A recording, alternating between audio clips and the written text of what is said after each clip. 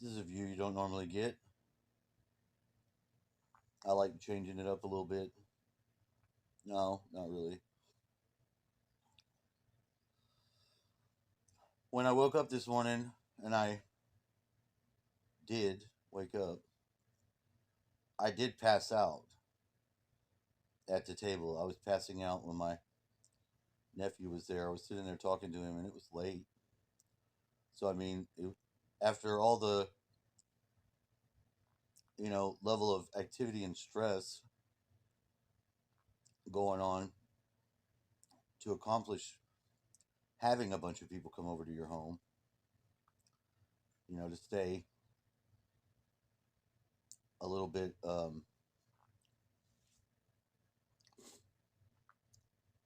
capable. You don't know if you tell every motherfucker in the world that you're going to have your dad's funeral and he was their friend, where it's at, and you make yourself available to have them come to your home. That's a lot of people. Now, you know that you're not going to have every single person that you invite or open your home to come over. But in your mind, you have it's like I saw people in the house in my mind, and I could see like the overlay switching over to many different people, like it was flashing. Different people were occupying with only a few people inside of the home. And that's exactly how it played out. Now, being it post happening, those rapidly changing images of people that who they were stabilized, and I see it in my mind. It's the memory. But I had the precognition of the way that I imagined it, and I was aware that I didn't know exactly who would be coming, but that I would be present and available during that time, knowing I would probably have to stay up at my house. Now, sometimes the question did arise: well, what time are you going to go and do his ashes? Well, see, there with that, there wasn't very many people I could imagine going down there that would want to have to come back up and deal with that were healthy enough. If they hadn't been down there before, they definitely don't know how much it kicks your ass to make it come back up. And it does, it kicks your ass. And it's the type of ass kicking that if you don't mitigate it by doing some sort of breathing work while you're doing it, you're just stupid. For real. I mean, honestly, I can't do it. It's hard. To make it all the way up without stopping, it's such an incline and such a distance that if you don't breathe, I mean, and totally breathe, you ain't talking to nobody. You say one word and you're going to have to stop. That's the way it is. And it's always been like a journey to the underworld for me because I got into the mindset of that early on, made use of it. We went down there to check it out maybe the day before, and I know a bunch of my friends went and were with me because they were yelling at me all the stuff that was going on at the river's edge. Where in the water, my sword is there, and it's just above the water. It looks like the sword in the stone. It looks badass. It's the King Solomon sword. And I went straight to the vine. There's a 500-year-old grapevine that comes out of the bottom of the hill, but a bit up, that you have to. Well, I've set some stuff there. I set some stuff there, and I got it later that evening because my nephew wanted to go down there, and I went down there with him. And we went in the dark, which isn't necessarily stupid. And it wasn't dark, like dark, dark, but it was dark enough to be. We had to see with the light that was out there. I left one item and I wasn't able to see it where it was to get it because I couldn't see. I didn't have a flashlight, I had a laser. Lasers don't illuminate the surrounding area with a bunch of that light. And even if it did, it would have been a green laser, so it's not necessarily true to say that I would be able to see. But I do know where my thing is, and I placed it there because it's one of the orgone tools that connects these lines up when I use it to connect the lines, and it's in the spot where it needs to be. So all that went over well. I went to um, I have my ex-wife's number, and I told her Happy Mother's Day. On the 12th was her birthday. I didn't tell her nothing, but I basically told her I would keep the number, and I'm pretty sure why she doesn't communicate, and that if we wouldn't have fallen into ever attacking each other, being that we were in a relationship together, a marriage, if we'd have not fell for that ever, then we might have survived it a little better where we can communicate. I can tell by talking to her when she did come and looking at her when I did it that she has a good relationship that she wants to fight for, but some of the stuff that she said indicates a partnership with somebody that doesn't know your baggage. Now, I don't know if I don't necessarily think I'd want to be in a relationship like that at all. You know, especially after having a relationship where I've known what shit I go through with somebody and what I'm capable of in repairing it, at least in my own self, because I don't have any desire to make shit for her. In fact, in quite the contrary, I don't need to, and I don't have any animosity towards her at all. But I noticed where that came from over the years.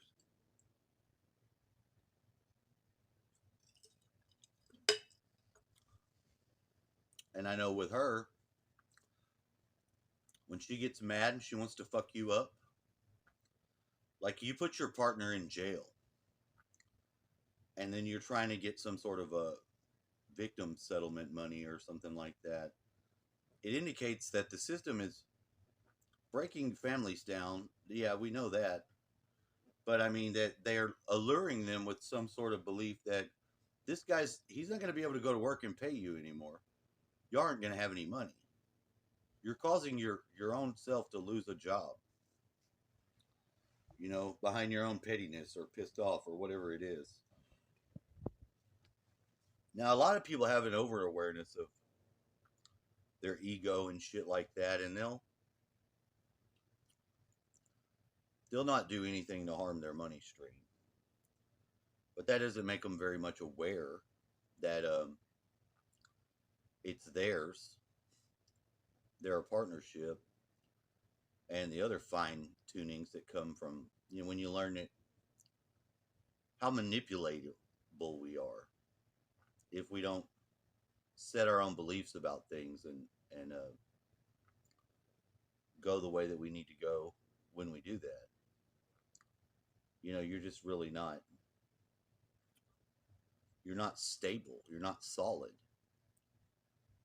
until you do. Until you inside yourself realize, hey, if I get mad, I'm going to act a fool.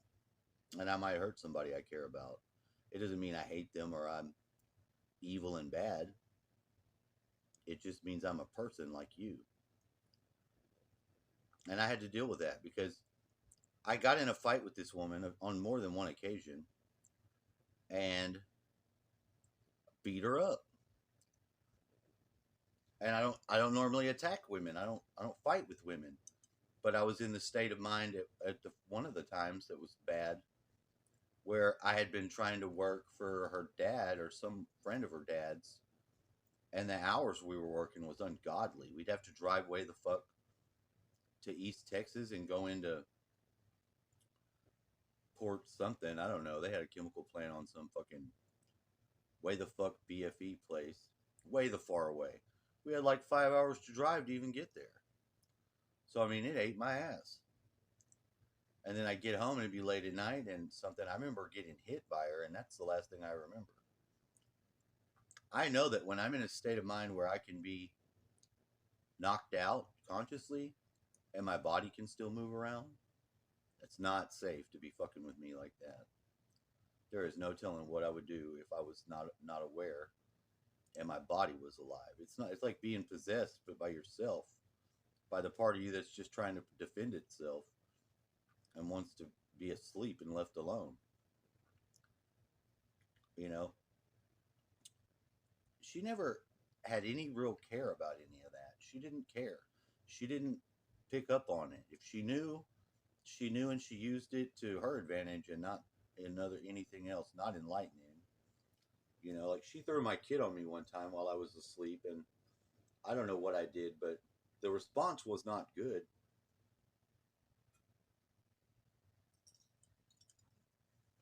To have a big child jump on you while you're asleep onto your stomach, nearly push out all the fluid you have in it from the day's eating, that is not good. That is not a good thing to do. It's not a good thing to experience. And that's just one of the ones that I encountered throughout the time that gave me insights into whatever thinking that she had going on. I don't think she's dumb, and I love her. I do. If she was to somehow come to me, I would be with her. I would make it work.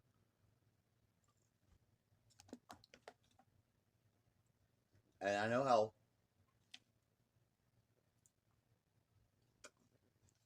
my family feels about her because my brother, who I beat the hell out of, watched her sit on the phone and act like tell on the phone like, oh, he's trying to do this and he's trying to do that to me when he did nothing. He was sitting there watching her on the phone say all this shit and then had me attack him like he did something. The look in his face from the attack, it burns in my brain. It was the most saddest thing I ever think I've had to experience in like hurting my brother because we never really got into a bad fight. But when it comes to like your wife and your family, if you think somebody's fucking with your wife, like doing something to her, it's a man's natural instinct to defend his wife, to protect her, to fucking fuck somebody up for fucking her up. It's not unnatural at all, you know. But I've always been a little more perceptive, and I could tell just from looking at him at that time that he didn't do anything. And it really fucked me up over the time because I didn't understand why this person would do these things like this. I didn't know this person was the person they were. I thought they were the person I projected onto them, and they were not. They were now they've become that. They have become that over time because it took them some time, and I liked that. I was happy to see them grow into that because I knew that they had it in them. Why they couldn't do that with me, I don't know. You know, I don't subscribe to thinking always that people are just not so good together. I mean, when that's the case, that's the case. Oh my God, who could this be? Is Miss Cooper around? No, Mrs. Cooper is not around. Cooper's the name of the dog. That's so odd that it's the dog's name that was on the tag because I've been thinking about him. Cooper. I'm Cooper. I incorporate Cooper into my daily life. Now, did I call that? I answered it because it was 409. That's Galveston. Now I answer it. You know, thinking even talking about this person, it warps reality in a way, in a little bit of a way where I notice it and I'm aware of what's going on. It's not paranormal. It's not supernatural. It's already going on with people. A lot of times we don't realize it because the things that we're percepting or aware of, you know, keep that level under the surface of our consciousness. And going through this experience really helped me to mitigate that to some degree because I know all this. I know this. And I partake of a knowledge where if I've experienced everything to some degree, like my my conscious mind does record, and it places it in the subconscious. I may need some of those details later on. There's a good one right now, a good case in that point, because I'd misplaced something that I want to find. And I've watched myself do this many times. I'm not sure why I do it to some degree. I do it because when I put it away, I won't need it and I don't want to have access to it. But then when I lose it, because I don't recall what I did with it, it causes me problems, because I might have to replace it or something, you know, and that's just one of them. Because I have that going on now, and I looked everywhere, and I remember everything about what was going on when I did it, other than the memory of what I actually did with it, where I placed it. Is that weird? Yeah, a little bit. But I do know it's me and why I'm doing it and what I'm actually trying to accomplish by doing that. Other than the fact I don't have the recall. I can't recall and just go to where this is and then find it because I don't have access to it. I haven't gained the trust of my inner world for it to give me that information back. And I don't have a way to hack myself to recall that information. I do have a way to learn myself into that awareness, but it would take more work, which I am doing. I didn't get to do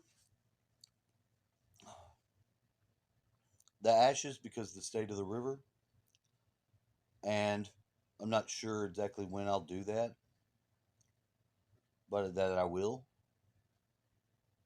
That the alchemy involved in that's going to be profound. I'm sure for us both, wherever my dad actually is. If he's an energy signature that moves around and is experiencing stuff. I talked to one of his friends earlier on, and I said I believe in it for a fact that he will try to visit you because of y'all's friendship and the love y'all had for each other. And it may be a little while, but I do not think that it's in any way unnatural, not normal. When I told her that, she said she had a friend that died, somebody she was really close to, and she's pretty old, so she's got like the high tier level people on that list. She said that she was in her kitchen and that person came to her and they talked, and that when she said that, it put me in my kitchen where I'm connecting this psychically into that conversation or phone call that you can have without the phone or with the phone, but somehow cutting through the phone and going into the realm of, you know, psychic awareness and psychic ancestral phone call, which is a big topic and a talking point on the work. The work is the plasma physics that Dan Winter does, and it articulates a lot of how our consciousness works, how our ability to take our memories through death can occur. It has to do with your brain waves nesting and embedding and then imploding out your your light body. They get kids to be able to see without the use of their eyes if they're early and young enough, because your third eye can do that and it can see through your head, but it has to be inside of it. It's picking up very fine light of a different quality that you can't see with your physical eyes. So it's capable of doing that, and they do that. You can teach a blind person to see without using their eyes. That's kind of fascinating because nobody knows this. Nobody thinks this is possible, and it is possible. They're doing it now. One of the um, one of the things that they say is a requirement is that the kid has to be below 7 or something like that. I think it might have been 2. I don't think it's that young though. I'm not entirely sure. And I do get some of the facts mixed up because it's not stuff that I am physically or personally doing myself, but it is things that over the years I have done a little bit of the experimentation on my own, especially with the use of the violent ray wand, which is a plasma tube